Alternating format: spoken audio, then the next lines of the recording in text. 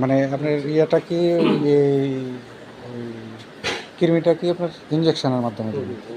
এটাই ভালো হয়, কারণ ওইটা ওইভাবে খাইতে চান। বাচ্চা আছে সেটা এখনো বলতে পারবো না। তাহলে মানে 2 মাস যাওয়ার পরে চেক দিবেন না? আর ওই যে আমার কালোটার জন্য জালাল ভাই বলছিল আর কি, যে যেহেতু এখন হিট আসে না, হিট আসার কি কোনো মেডিসিন আছে নাকি বললো, ওটা কি এখন দিয়ে দিবেন হিট আসার জন্য? আচ্ছা ঠিক আছে। আর এমন লাগবে হলো ওই যে জিঙ্ক আর ক্যালসিয়াম, হ্যাঁ 2টা গাভীরে খাওয়াইতে বলছে।